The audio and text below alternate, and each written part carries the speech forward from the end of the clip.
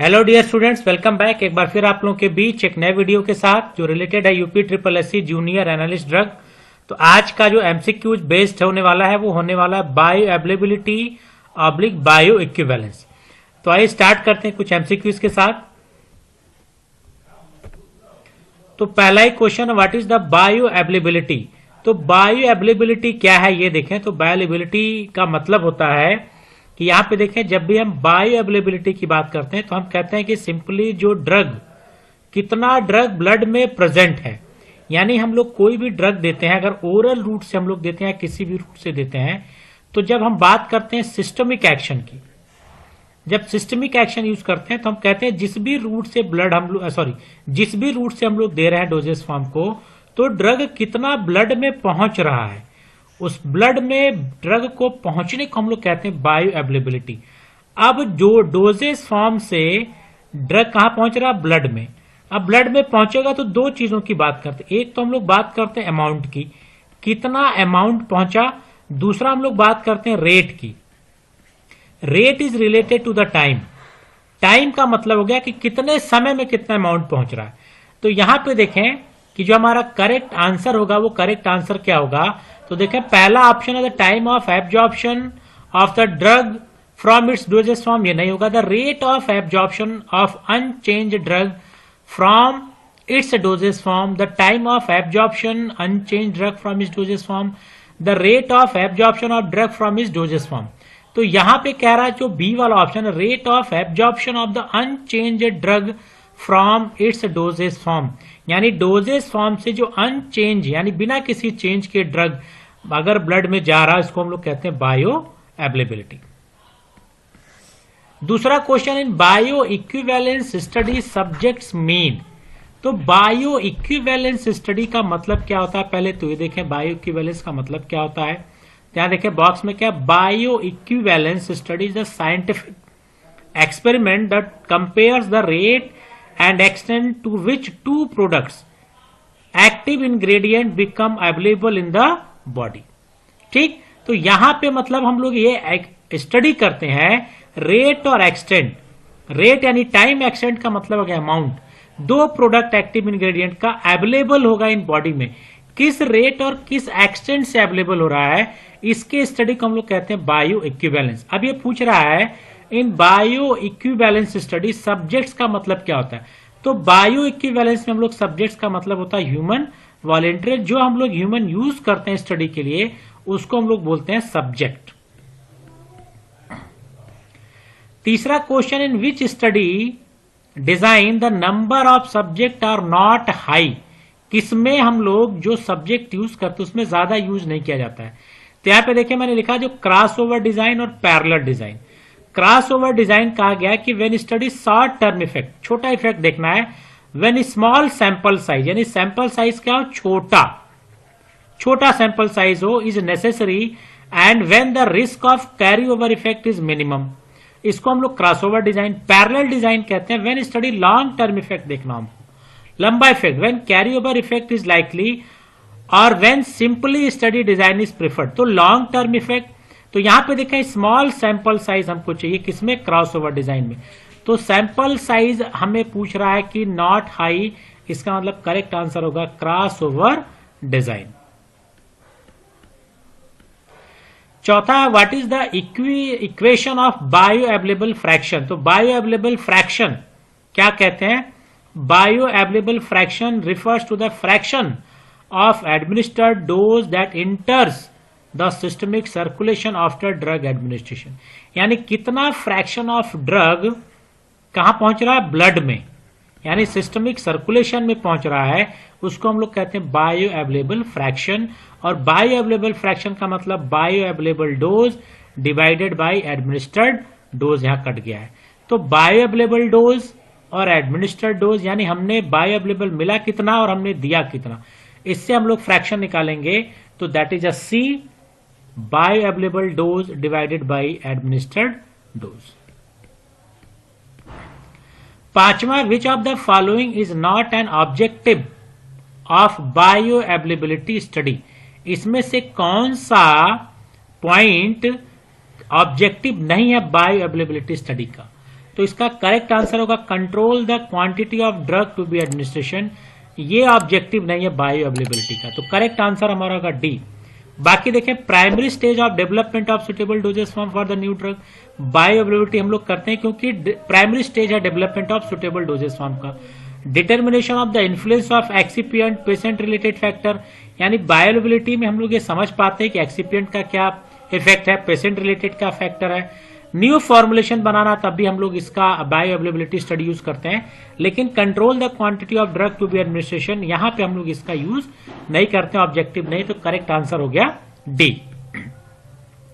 छठा, विच of the following is a pharmacodynamic method of studying bio availability. अब bio availability का अगर method देखें कौन कौन से मेथड होते हैं स्टडी के, तो पहले वो भी आप जान लीजिए।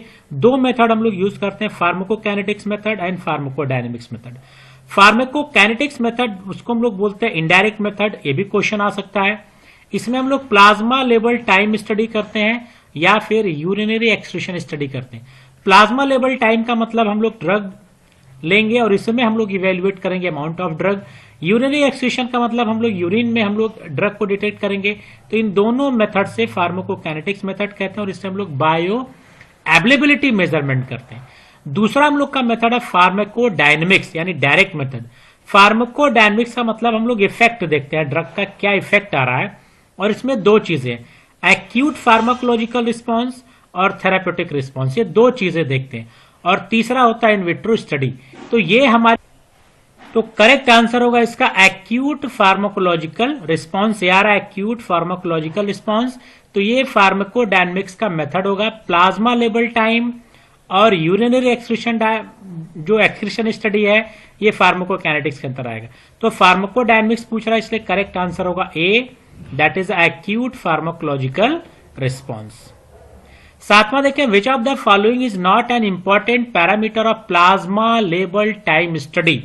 तो प्लाज्मा लेवल टाइम स्टडी का एक ग्राफ आप लोगों को दिखा दें, इससे रिलेटेड बहुत सारे क्वेश्चन आ सकते हैं। तो ये प्लाज्मा रिलेटेड हमारा टाइम कर्व ग्राफ है, प्लाज्मा कंसंट्रेशन ग्राफ भी बोलते हैं। ये सी और नीचे हमारा ये टाइम है, कट गया है, यहाँ पे टाइम आएगा। अब ये देखें ग्राफ कुछ वेल शेप मिलता है, ये कुछ देखें इस तरह से, इसको बोलते हैं वेल शेप ग्राफ। अब यहां देखें क्या क्या चीजें आपको आ गई कि देखें ये जो पॉइंट ऊपर का मिल रहा है ये, इसको बोलते हैं C Max, peak plasma concentration, यानी आपका ये अमाउंट सबसे मैक्सिमम आपका बॉडी में अवेलेबल है, इसको बोलते हैं सी मैक्स। अब किस टाइम पे सी मैक्स मिला है, तो ये टाइम यहां पे आगा, ये किस टाइम पे बॉडी में प्लाज्मा ड्रग कंसंट्रेशन सबसे ज्यादा है उसको बोलते हैं टी मैक्स, यानी time taken to reach C max. ठीक, तो सी मैक्स हो गया कि ब्लड में जो सबसे टाइम, यानी आपने 500 mg पैरासीटामोल लिया, अब बॉडी में 500 mg पहुंच गया, उससे ज्यादा तो पहुंचेगा नहीं, तो सी मैक्स हो गया वो मैक्सिमम कंसंट्रेशन। और किस समय पे ये टी मैक्स यानी किस टाइम पे 500 पहुंचा उसको बोलते हैं टी मैक्स। तो ये टी मैक्स और सी मैक्स इंपॉर्टेंट पैरामीटर हो गया। ये है एरिया अंडर द कर्व, ये पूरा जो है इसको हम लोग बोलते हैं एरिया अंडर कर्व। तो ये जो तीसरा ऑप्शन है भी आपको मिल गया एरिया अंडर कर्व। अब देखें यहां पे ये 2 पॉइंट मिल रहा है, ये 2 पॉइंट आपको मिल रहा है, इसको बोलते हैं MEC और इसको बोलते हैं MSC। MEC का मतलब हो गया मिनिमम इफेक्टिव कंसंट्रेशन और MSC का मतलब हो गया मैक्सिमम सेफ्टी कंसंट्रेशन। इसके ऊपर अगर आप ड्रग कंसंट्रेशन जाते हैं तो इसको बोलते हैं टॉक्सिक इफेक्ट, और इसके नीचे अगर MSC के आते हैं तो इसको बोलते हैं नो इफेक्ट। यानी कोई भी ड्रग अगर कंसंट्रेशन MEC के नीचे होगा तो हमको कोई इफेक्ट नहीं मिलेगा, और MSC के ऊपर जाएगा तो हमको कौन सा इफेक्ट मिलेगा, टॉक्सिक इफेक्ट।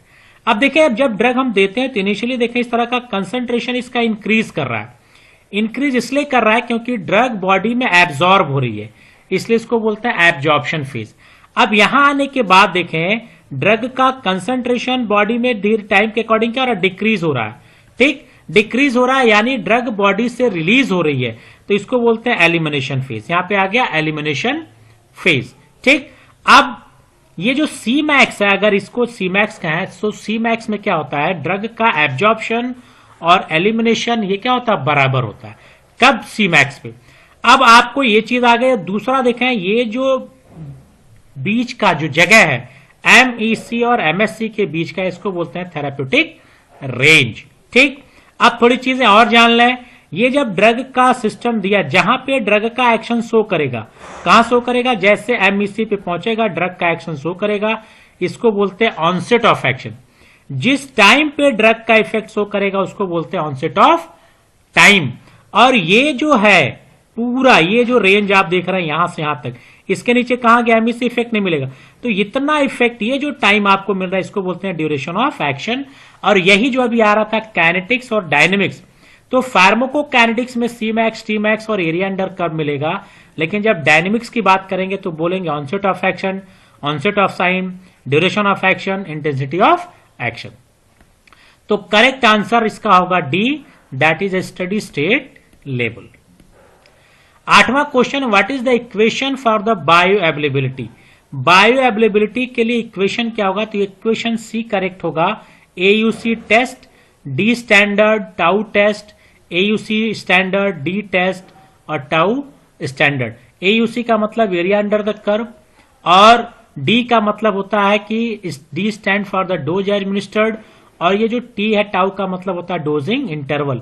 तो ये फॉर्मूला हम लोग यूज करते हैं, क्या इक्वेशन है, बायो अवेलेबिलिटी को डिटरमाइन करने के लिए। तो करेक्ट आंसर हो गया सी। 9th, which of the following will not be a parameter that should be examine for urinary excretion data. तो बायो अवेलेबिलिटी के लिए हम लोग प्लाज्मा कंसंट्रेशन प्रोफाइल भी देखा था, प्लाज्मा कंसंट्रेशन के साथ यूरिनरी एक्सक्रीशन डेटा भी देखा था। तो प्लाज्मा कंसंट्रेशन प्रोफाइल अभी ये वेल सेप करवाया था, वहां देखा सी मैक्स, टी मैक्स। अब ये पूछ रहा है यूरिनरी एक्सक्रीशन डाटा में कौन सा इसमें से यूज नहीं होगा। तो आपको यहां पे क्लियर दिख रहा है सी मैक्स। ये सी मैक्स कहां था, फार्माकोकाइनेटिक्स में आया था। तो सी मैक्स नहीं, प्लाज्मा ड्रग कंसंट्रेशन प्रोफाइल में आया था। तो सी मैक्स इसका करेक्ट आंसर होगा। अब देखें यूरिनरी एक्सक्रीशन डाटा में 3 चीजें लिखते हैं। dxu upon dt maximum urinary excretion rate बोलते हैं, ये भी आपको आना चाहिए। TU max time for maximum excretion rate, जैसे वहां टी मैक्स था तो यहाँ पे टीयू मैक्स हो गया।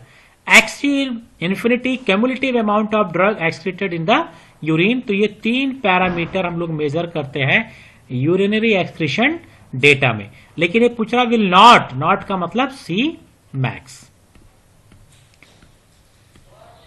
10वां, what is the bioequivalence. Bioequivalence क्या है, तो देखें बायो इक्विवेलेंस की अगर हम बात करें तो बायो इक्विवेलेंस का मतलब हो गया कंपैरिजन। जो सी ऑप्शन आपको दिख रहा है ये करेक्ट होगा। Comparison between drug specific characteristic to define set of standard, यानी इक्विवेलेंस का मतलब होता है equal.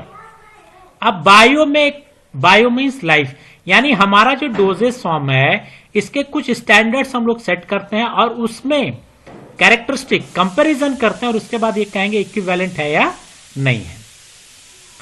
What is the chemical equivalence. Chemical नाम आ गया, इक्विवेलेंस का मतलब बराबर, केमिकल का मतलब केमिकल, केमिकल का मतलब हो गया हम यहां बात करते हैं ड्रग, और ड्रग की बात करेंगे तो बात करेंगे अमाउंट का।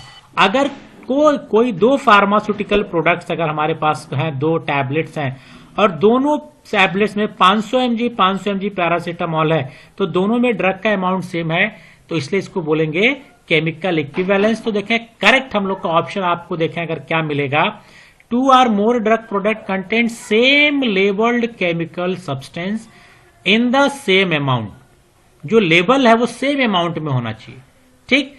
तो करेक्ट आंसर हो गया ए। यहां पे डिफरेंट है तो होगा नहीं। थेराप्यूटिक इफेक्ट, अब यहां पे देखें तीसरा, 2 or more drug product content different level chemical substance giving same therapeutic effect. तो अगर सेम थेराप्यूटिक इफेक्ट की बात करेंगे तो थेराप्यूटिक इक्विवेलेंस हो जाएगा। 2 or more drug product content same labelled chemical substance giving the different therapeutic effect. तो हमारा करेक्ट आंसर होगा ए। 12वां, bio equivalence is observe due to change in. अब बायो इक्विवेलेंस में अगर हमको चेंज मिल रहा है तो वो चेंज होगा मेथड ऑफ मैन्युफैक्चरिंग। जो हम लोग मैन्युफैक्चरिंग किया उसमें पता चला कि 500 mg पैरासीटामोल होना चाहिए, लेकिन वो 500 mg पैरासीटामोल नहीं हुआ। तो क्या कौन सी प्रॉब्लम आई, मैन्युफैक्चरिंग प्रॉब्लम आई, जिससे हमारा बायो इक्विवेलेंस इज ऑब्जर्व किया जाएगा। तो करेक्ट आंसर होगा method of manufacturing. Objective of in vitro and in vivo correlation is to be establish in dissolution. तो 13वां क्वेश्चन देखें, ऑब्जेक्टिव ऑफ इन विट्रो और in vivo correlation IV IVC to establish dissolution media that. तो IV IVC relation हम लोग develop करते हैं और रिलेशन डेवलप किया जाता है, इसका ऑब्जेक्टिव क्या है, surrogates the bioequivalence study, यानी जो बायो इक्विवेलेंस स्टडी है उसको सरोगेट यानी मिमिक करने के लिए हम लोग यूज करते हैं IV IVC। तो करेक्ट आंसर होगा हमारा C। 14th क्वेश्चन है, विच of the following is achieve highest bio availability. सबसे ज्यादा बायो अवेलेबिलिटी किसमें होती है, तो इंट्रावेनस इंजेक्शन में, कि सारा अमाउंट कहां पहुंच जाता है, ब्लड में, और इसको हम लोग कहते हैं 100% बायो अवेलेबिलिटी। और हम लोग किसी से अगर कंपेयर करते हैं तो हम लोग कंपेयर करते हैं किससे, इंट्रावेनस से कंपेयर करते हैं।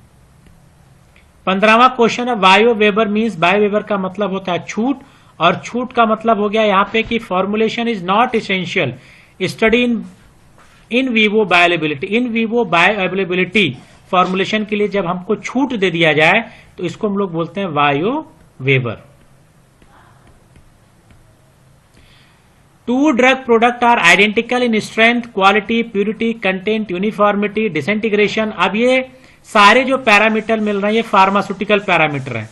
तो name the type of equivalence, तो कौन सा इक्विवेलेंस होगा, फार्मास्यूटिकल। ठीक, केमिकल होगा तो केमिकल, इफेक्ट होगा तो इफेक्ट। तो इसलिए अगर यहाँ पे फार्मास्यूटिकल प्रॉपर्टी मैच कर रही है तो करेक्ट आंसर होगा फार्मास्यूटिकल। तो ये रिलेटेड थे फार्मास्यूटिक्स का जो लास्ट टॉपिक था उससे related, bio availability and bio equivalence से। तो ये फार्मास्यूटिक्स का ओवर हो गया। टैबलेट का कुछ और वीडियो मैं बना के दूंगा क्योंकि टैबलेट सेक्शन से क्वेश्चन ज्यादा पूछे जाते हैं, तो 1-2 वीडियो और बना के मैं दूंगा। और इसके साथ साथ हम लोग केमिस्ट्री के पोर्शन को अब टच करेंगे, एनालिसिस के पोर्शन को टच करेंगे। तो फिर नेक्स्ट वीडियो में मिलेंगे। Till then good bye, have a nice day.